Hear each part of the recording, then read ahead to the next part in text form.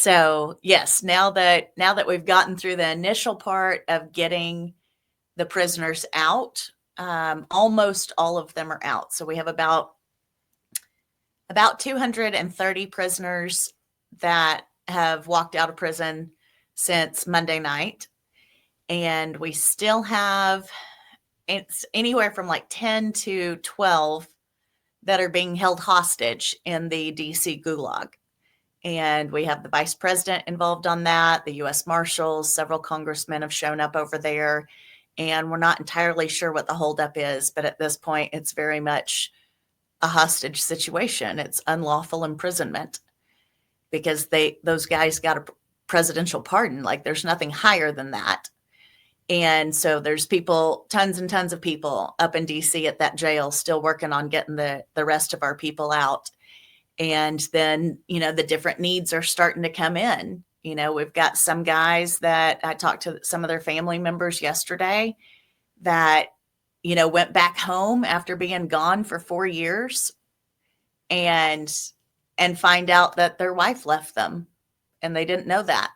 And now they have to move back in with their parents and they're a grown man, and people that are really struggling with the trauma, the PTSD of having been in prison for 4 years and whatever it is that they experienced in there. So we've kind of shifted, from the focus being getting everybody out of prison to, okay, now how do we help them in all these different ways? Mental health is probably one of the top. Absolutely. Yeah, they probably didn't get much help with that while they were in prison. At least. Sorry about that. That's another call. I forgot to turn my phone off. You're fine. At least from inside the jail, they probably weren't getting much help. I'm sure outside sources probably helped them as much as they could. It's pretty difficult. And there's a lot of traumatic things that happened to a lot of these guys while they were incarcerated, things that shouldn't ever happen to anybody. And, most of the prisons were definitely against them. A lot of them were assaulted by the jailers, by the guards. That's been going on for 4 years now. And so now that they're finally out, it's almost this weird like manic state in a sense for them to have been locked up for so long. And now they're not just free, but they're also completely pardoned. Like all of that is off of their record. And so they have a lot of energy, a lot of confusion, and a lot of, okay, now what am I supposed to do? Because we very clearly had a specific fight for 4 years and, known who it was that we were fighting, the government, the Department of Injustice. And now it's like, okay, what do I do? What do I do with all of this? So, there's a lot of people across the country that are really struggling right now. There's also a whole lot of families that are really, really happy and that are reunited at last. A lot of these guys have never seen their children that were born in the last, 4 years. And so there's some really miraculous stuff that's happening as well. Yeah, it's good to see for sure some positive come out of this. What does a pardon actually mean for someone like you who's paid your debt to society, if you will? You don't get like a reimbursement on your fine or anything like that, right? We shall see. There's some people looking into that right now. So honestly, it hasn't sunk in with me yet at all. And I'm kind of glad because I've been so focused on, immediately helping others that have these great needs. Right. And I don't think that it's sunk in for any of us yet. For me personally, and I've said this for weeks and weeks, knowing that the presidential pardon was coming on day one, for me personally, it won't have a massive impact on my life because I was only convicted of a trespassing misdemeanor. But for some of my friends, out of the 1,600 January 6th defendants, there's 186 who are military veterans. And some of them served our country honorably for over 20 years. And those guys were treated horribly, horribly by the government and were falsely convicted of felony charges and lost their voting rights and lost their gun rights. And I know it hasn't sunk in for them yet, because now they're no longer felons. Right on.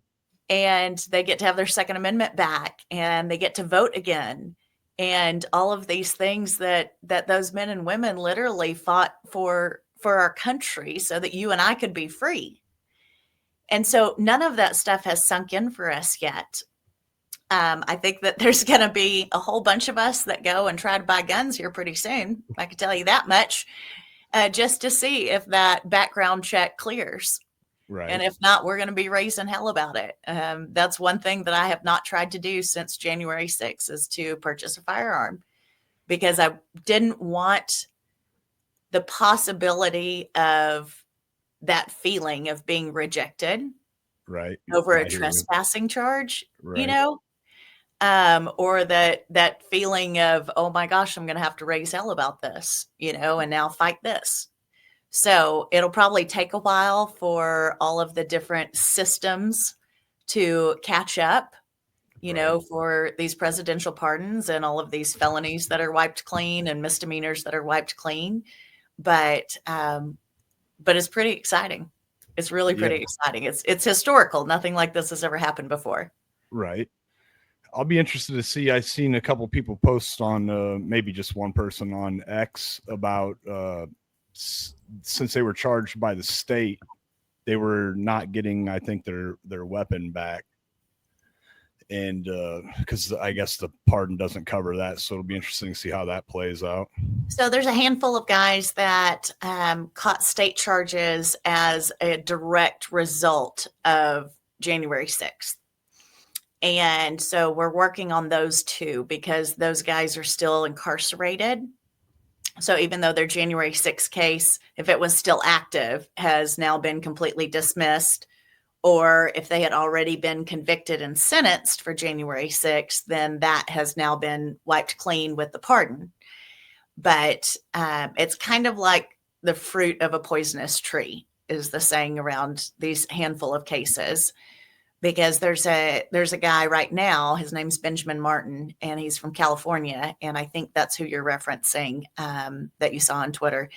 And so his January 6th stuff is gone.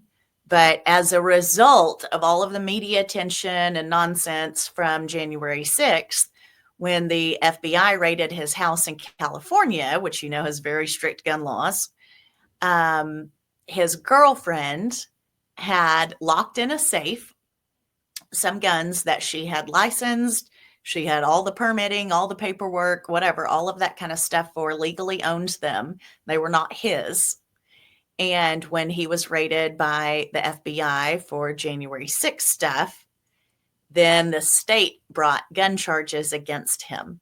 So that would not have happened had he not been charged for January 6th. And so he actually had to turn himself into prison yesterday. Jeez. For the gun charges, which is horrifying. He should be a free man. So there's a lot of us in the J6 community that are actively working on getting him out right now. That's probably an uphill battle, right, with California involved? Oh, yes. And even not just California, there's another guy, Jeremy Brown, who is a military veteran, special forces, combat veteran. I mean, just a phenomenal guy, and exact same similar situation with him. If it weren't for all of the attention from January 6th, then the state wouldn't have brought other charges against him. And so they're keeping him in prison as well. And he's a literal American hero. So we're working on, around the clock, like the information is in front of the vice president. Like we were working around the clock trying to get these guys all the way out. Yeah. Hopefully Trump can only do so much with the state stuff, right? Right. So Trump can only do federal stuff. But we're going to need Ron DeSantis to give Jeremy Brown a state pardon, which will clear up the rest of that. And he'll finally be reinstated as the American hero that he is. Right. And so Trump certainly has, all the pull in the world right now and can make those Yeah. phone calls and hopefully get that done.